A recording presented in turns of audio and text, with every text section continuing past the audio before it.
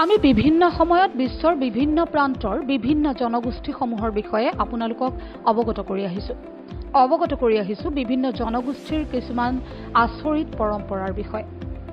আজি এই প্ৰতিবেদন যোগে ক'বলৈ ওলাইছো তেনে এক জনগোষ্ঠীৰ কিছু আচহুৱা পৰম্পৰাৰ কথা।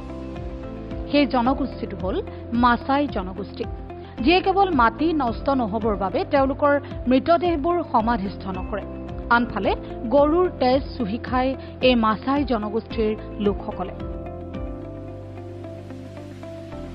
আফ্ৰিকাত মাছাই মাৰা, চেৰেংগেটি আৰু আম্বুচেলিৰ দৰে সংৰক্ষিত বনাঞ্চলৰ আশে-পাশে বাস কৰে এই মাছাই জনগোষ্ঠীৰ লোকসকলে, যি হাজাৰ হাজাৰ বছৰ ধৰি স্বকীয় পৰম্পৰাগত পদ্ধতিৰে জীৱন যাপন কৰি আহিছে। এই জনগোষ্ঠীৰ লোকসকলক ভেড়া ৰখীয়া আৰু যোদ্ধা বুলি জনা যায়। দক্ষিণ কেনিয়া আৰু উত্তৰ টানজানিয়াত এই জনগোষ্ঠীৰ লোকৰ সংখ্যা প্ৰায় 10 লাখ।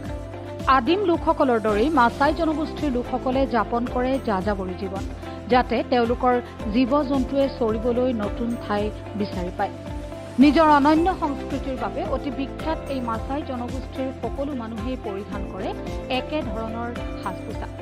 আপুনি হয়তো জানি আচৰিত হ'ব যে ইয়াৰ মানুহৰ ড্ৰেছ কোড আছে, যাতে তেওঁলোকক চিনাক্ত কৰাটো সহজ হৈ পৰে। এই জনগোষ্ঠীৰ সকলো লোকেই ৰঙা ৰঙৰ কাপোৰ পিন্ধে, যাক শুক বুলি কোৱা হয়। তেওঁলোকৰ আছে নিজস্ব নিয়ম নীতি। তেওঁলোকৰ ক্ষেত্ৰত প্ৰযোজ্য নহয় কোনো চৰকাৰী নিয়ম। আটাইতকৈ বয়সীয়াল মানুহজনক এই সম্প্ৰদায়ৰ মুৰব্বী বুলি গণ্য কৰা হয়। তেওঁলোক সকলোৱে নিজৰ সিদ্ধান্ত অনুসৰি কাম কৰে।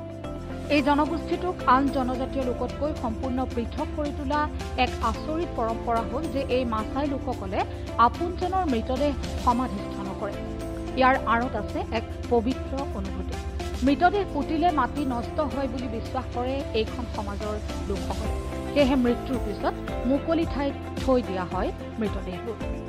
আন এটা বিশেষ কথা হ'ল যে তেওঁলোকৰ হাতত থকা ধন সম্পত্তিৰ পৰিমাণ নিৰ্ণয় কৰা হয় তেওঁলোকৰ হাতত থকা জীৱ-জন্তু আৰু সন্তানৰ সংখ্যাৰ ভিত্তিত। এই সমাজত জীৱ-জন্তুক অতিশয় অগ্ৰাধিকাৰ দিয়া হয়, আনহাতে খাদ্যৰ বাবে বেছিভাগেই গাখীৰ আৰু মাংসৰ ওপৰত নিৰ্ভৰশীল। মাছাই জনগোষ্ঠীৰ লোকসকলৰ পৰম্পৰা অনুসৰি সন্তান জন্ম হ'লে বা বিবাহ উপলক্ষে পৰিয়ালৰ লোকে জীৱ-জন্তুৰ তেজ পান কৰে, বিশেষকৈ গৰুৰ তেজ। শুনিবলৈ যথেষ্ট আচহুৱা যেন লাগিলেও এই কথা সঁচা যে তেওঁলোকে প্ৰথমে গৰুটোক কাঁড়েৰে আঘাত কৰি তাৰ পিছত গোটেই পৰিয়ালটোৱে তাৰ তেজ চুহি খায়। অৱশ্যে তাৰ ফলত গৰুটোৰ যাতে মৃত্যু নহয় তাৰ প্ৰতিও লক্ষ্য ৰখা হয়। এই লোকসকলে বিশ্বাস কৰে যে ইয়াৰ ফলত ৰোগ প্ৰতিৰোধ ক্ষমতা বৃদ্ধি পায়। বহু সময়ত এই লোকসকলে এইবাবেই তেজ সেৱন কৰে যাতে মদ্যপান কৰা কম হয়। News desk, voice 24।